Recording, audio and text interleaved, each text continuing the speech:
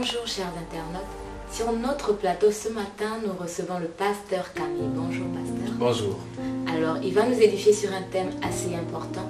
Comment réussir son mariage? Oui. Alors pasteur Camille, la question vous est posée. Comment réussir son mariage? Déjà, d'entrée de jeu, merci pour l'honneur que vous me faites d'être sur votre plateau et merci de m'avoir invité pour ce thème spécifique qui est comment réussir son mariage. Alors permettez-moi de dire que, avant que nous rentrons pleinement dans le vif du sujet, de dire qu'il n'y a pas de réussite de mariage sans savoir c'est quoi le mariage. D'accord. Donc le mariage, pour le définir, on va dire c'est une institution qui a été établie par Dieu. Donc le mariage c'est une institution entre un homme et une femme, établie par Dieu. Entre un homme et une femme. Exactement. Cela signifie qu'on ne pourra pas parler de mariage, excusez-moi d'aller jusqu'à ce point, si Dieu n'y est pas. Okay. On ne peut pas parler de mariage selon Dieu si ce n'est pas entre un homme et une femme. Okay. D'accord. Maintenant, ensuite, pour parler de la réussite du mariage, vous comprenez qu'il faut donc mettre Dieu au centre. Parce que c'est lui l'auteur, d'accord, et l'instituteur du mariage. D'accord, vous comprenez? Donc, pour réussir le mariage, la première chose, c'est le mettre Dieu au centre.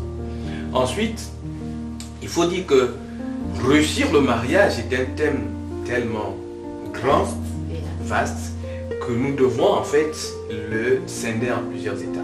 Et je pense que la première chose que les gens doivent comprendre pour réussir un mariage, en dehors du fait que Dieu doit être au centre, nous avons également la question du choix du conjoint. Le choix du conjoint. Voilà. Parlons du choix du conjoint. Est-ce qu'il y a des critères de base en tant que chrétien qui s'appliquent généralement aux chrétiens pour le choix du conjoint? Est-ce qu'il y a des caractéristiques simplement basiques? D'accord. Donc en tant que chrétien, il faut dire que le premier critère sur lequel nous devons nous baser, c'est que nous devons faire le choix de notre conjoint ou de notre conjointe dans notre cadre à nous. D'accord. Nous parlons des chrétiens. Ça veut dire que si je dois faire un choix d'une future épouse, je dois rester dans le cadre de la chrétienté. Je dois chercher quelqu'un qui est chrétien. Maintenant, la question que nous devons nous poser, c'est qui le chrétien? D'accord? Parce que tout le monde aujourd'hui se dit chrétien.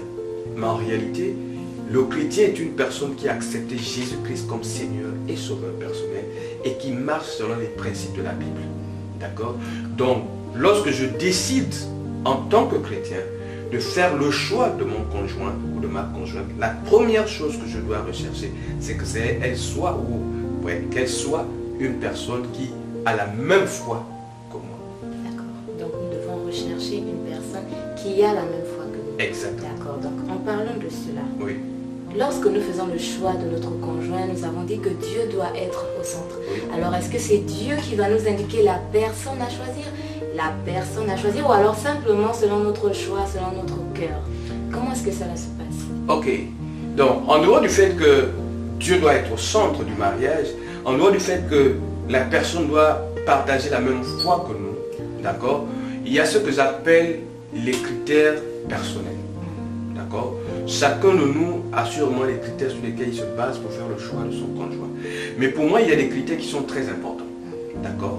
Moi, je pense qu'un bon mariage doit également, en dehors du fait que Dieu soit au centre, en dehors du fait que la personne partage la même foi que moi, l'autre chose que nous devons prendre en considération, c'est l'amour.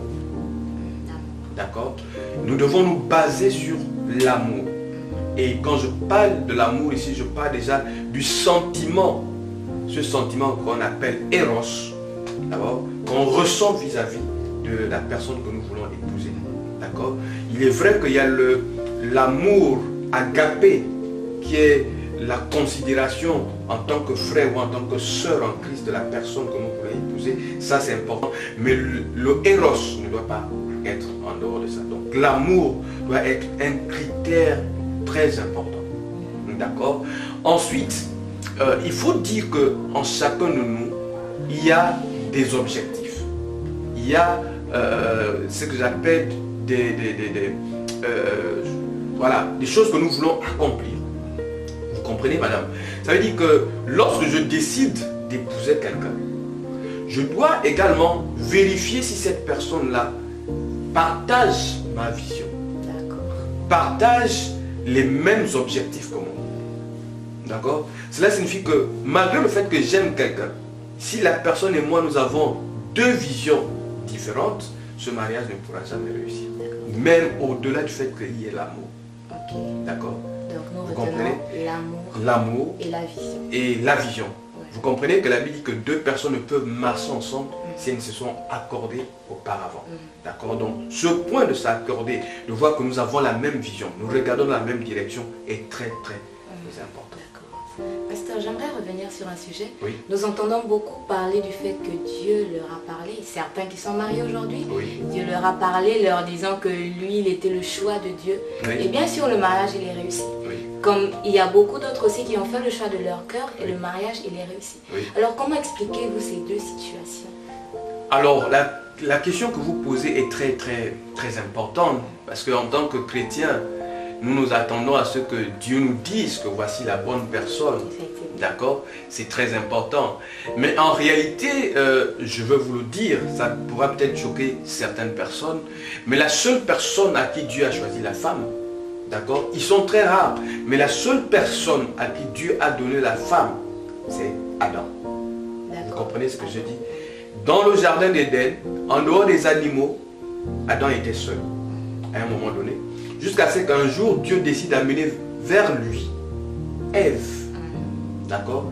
Et Adam dira, voici cette fois-ci, celle qui est os de mes os et chair de ma chair.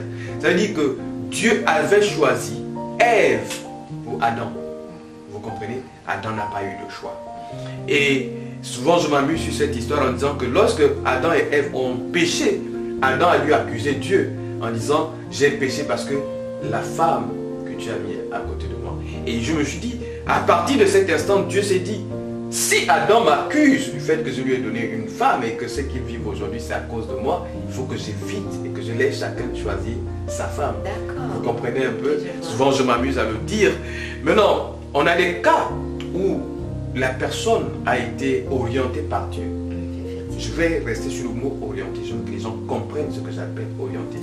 Parce que quand la personne dit Dieu m'a dit, en réalité, rares sont ces personnes-là qui Dieu dit voici ta femme. D'accord?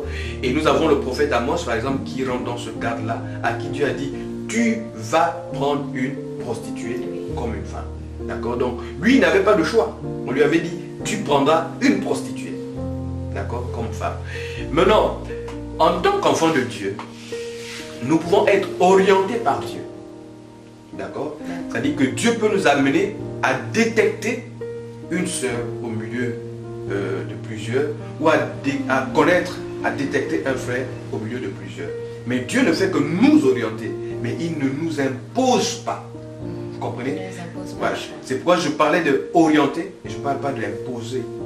Dieu ne nous impose pas son choix, mais il nous oriente. Donc il est important de préciser, le pasteur a dit Dieu ne nous impose pas son choix, exactement, mais il nous oriente. Il nous orientera vers quelqu'un qui souhaiterait que nous épousons.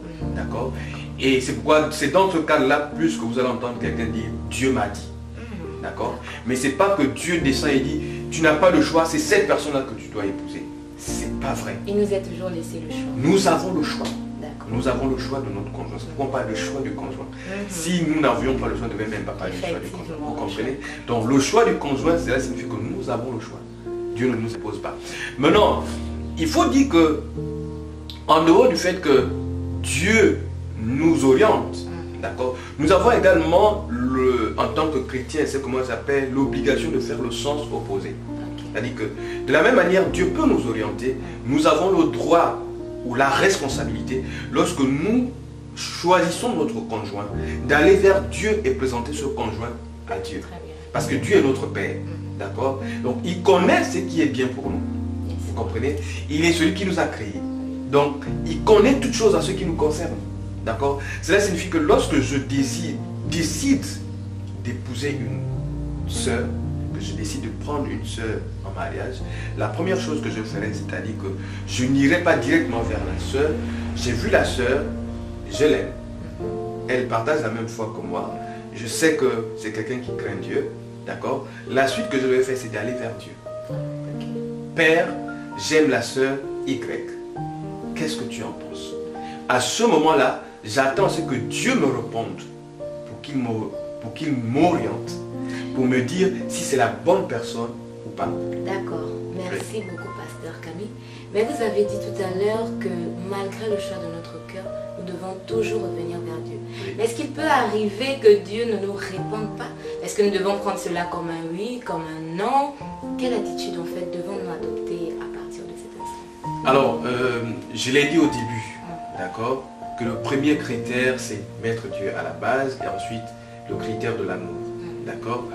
Et donc, vous me posez la question, lorsque nous faisons un choix selon notre cœur, c'est-à-dire nous aimons la personne et que nous devons aller vers Dieu pour avoir une confirmation.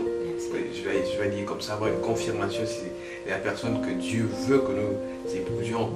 Et donc, durant cette période-là, et que Dieu garde le silence, d'accord. Voilà, je reprends l'exemple que je disais tout à l'heure. J'ai vu la sœur Y et je vais vers Dieu pour dire, papa, voici la sœur Y que je vais épouser. À cet instant, je m'attends à ce que Dieu me dise, oui, c'est la bonne personne ou non, c'est pas la bonne personne. D'accord. Cependant, il faut dire que la Bible dit que Dieu parle tantôt d'une manière, tantôt d'une autre.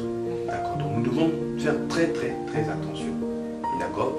Je vous ai dit tout à l'heure que Dieu ne nous impose pas un choix. Donc lorsque nous allons vers Dieu, Dieu, il est souverain. Il peut décider de nous parler, de nous dire voici, c'est la bonne personne, continue. Il peut aussi décider de dire non, c'est pas la bonne personne, arrête. Ou comme il peut garder le silence. D'accord. Alors, quand Dieu garde le silence, cela ne signifie pas qu'il a dit oui. Cela ne signifie pas également qu'il a dit non. Parce qu'il faut qu'on soit clair. Dieu, c'est quelqu'un qui parle. Dieu parle. Donc, le fait que Dieu garde le silence ne signifie pas qu'il nous a donné l'aval. Cela ne signifie pas aussi qu'il a dit non à notre choix. D'accord. Moi, ce que je préconise, c'est de trouver une autre stratégie. D'accord. Pour être sûr que c'est la bonne personne. D'accord. Je prends toujours notre exemple. Voilà, j'ai vu la sœur Y que je vais épouser. Je suis allé, j'ai dit à Dieu, Père, voilà, je vois la sœur Y, je l'aime, je vais l'épouser. Et Dieu ne m'a pas répondu. D'accord. J'ai fait peut-être, je prends l'exemple d'un jeûne d'une semaine, Dieu ne m'a pas répondu. Quand je sors de ce jeûne, un mois plus tard, Dieu ne m'a rien dit. Alors comment est-ce que je fais? Est-ce que je dois dire que ce n'est pas de Dieu, c'est de Dieu? D'accord. Ce que je devrais faire, c'est chercher d'autres personnes qui sont autour de moi, d'accord, qui peuvent également m'aider. Parce qu'en réalité, même dans le silence de Dieu, Dieu parle. Vous comprenez? Même dans le silence de Dieu, Dieu parle. Mais peut-être que durant ce temps-là, nous n'avons pas prêté attention, ou nous n'avons pas pu saisir ce que Dieu voulait nous dire. D'accord? C'est pourquoi j'ai dit faire appel aux gens qui sont autour de moi. Et souvent, c'est des personnes qui doivent être plus matures que moi. Donc, soit le pasteur, soit mon responsable, d'accord, de département, ou le pasteur sous lequel je travaille. D'accord. Ça permettra à ce que j'aille voir le pasteur pour dire, pasteur ou cher responsable, j'aime telle sœur, je veux l'épouser, je suis allé prier, Dieu ne m'a pas répondu, est-ce que vous pouvez m'aider dans la prière? D'accord. Lorsque je le fais, ces personnes ont également un regard externe. D'accord. Donc ils peuvent me dire si je suis sur la bonne voie ou pas. D'accord. Parce qu'il y a des choses, on n'a pas parfois besoin que Dieu nous parle. On a parfois besoin que quelqu'un d'autre nous donne son avis. Oui. Vous comprenez? Vous savez, souvent on le dit, l'amour rend aveugle.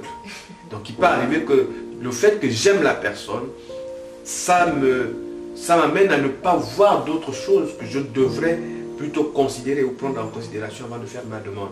D'accord? Donc, aller vers une deuxième ou une troisième personne qui est une personne mature peut également m'aider à savoir si c'est la bonne personne ou pas. Donc, nous retenons que dans le cas où nous ne recevons pas de réponse de Dieu, nous précisons, comme le pasteur a dit, Dieu, il parle toujours. Oui. Donc, certainement, nous n'avons pas prêté attention, oui. Mais il est important de prendre des personnes extérieures pour avoir des avis extérieurs. Oui.